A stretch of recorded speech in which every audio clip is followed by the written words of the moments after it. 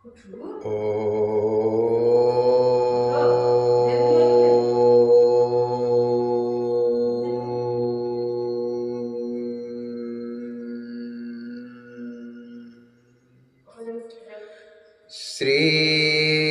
गणेशाय नमः। ओम श्री रामाभ्याय नमः। ओम श्री हरिनारायणाय नमः। ओम श्री महेश्वराय नमः। ओम श्री हनुमताय नमः। कोमल चितयत दीन दयाला,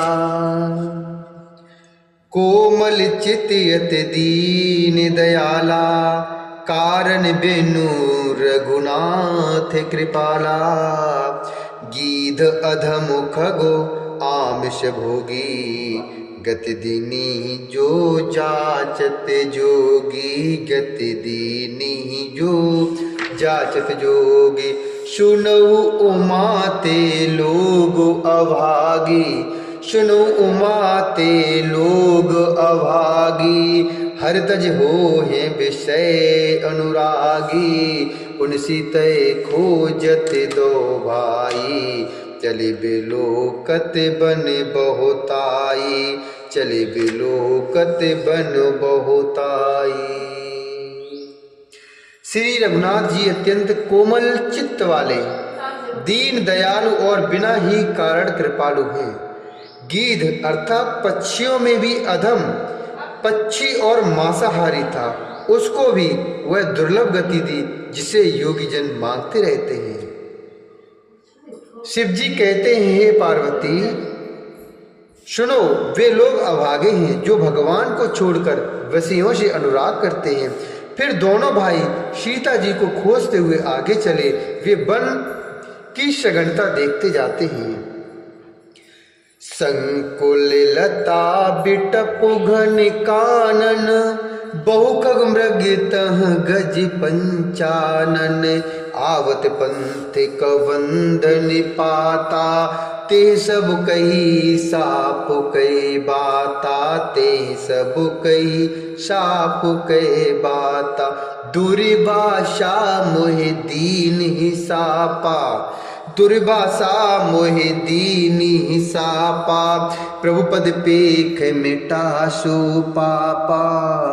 सुन गंधर्व कहूँ मैं तो ही, मोहि न सुहाई ब्रह्म कुल द्रोही। मोहि न सुहाई ब्रह्म कुल द्रोही। वह सघन वन लता और वृक्षों से भरा हुआ था। उसमें बहुत से पक्षी, मृग, हाथी और सिंह रहते हैं।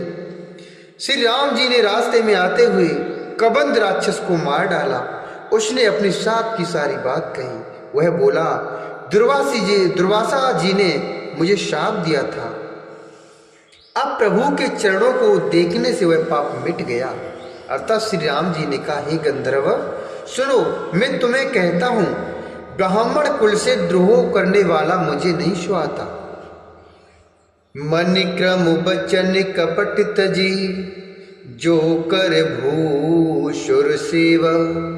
मोहि समेत बिरंच शिव, बसता के शवदेव। मन वचन और कर्म से कपट छोड़कर भूदेव ब्राह्मणों की सेवा करता है।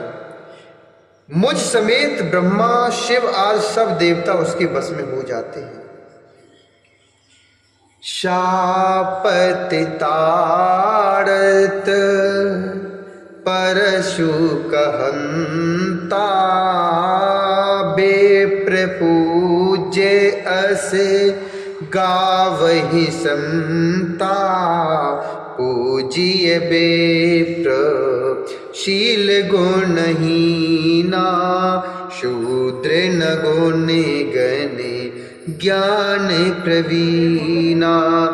कहे निज धर्म ताहि समुझावा, निज पद प्रीत देखि मनु भावा।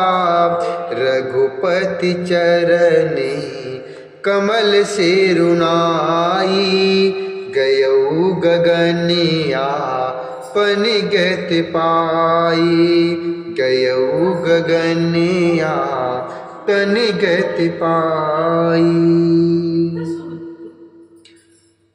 शाप देता हुआ, मारता हुआ और कठोर वचन कहता हुआ भी ब्राह्मण पूजनीय है, ऐसा संत कहते हैं।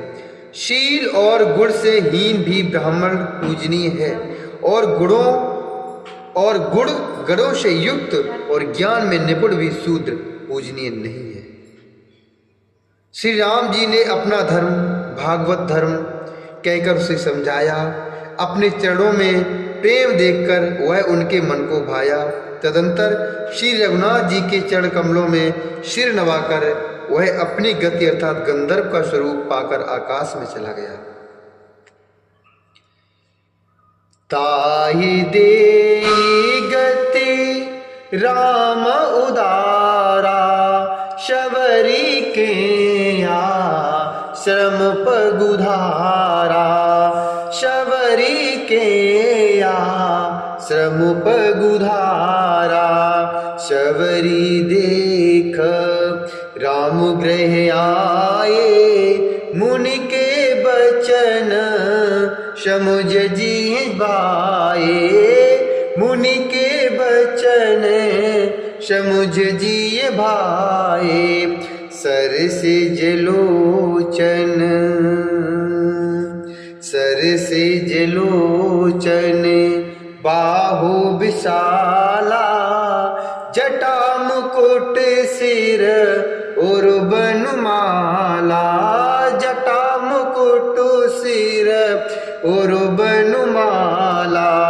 श्याम गौर सुन, श्याम गौर सुन, दर दो भाई, शबरी परी चरण लपटाई, शबरी परी चरण लपटाई।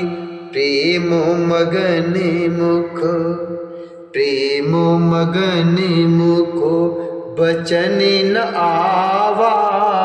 पुण्य पुण्य पद से रोज सिर नावा, सादर जल ले चरण पखारे।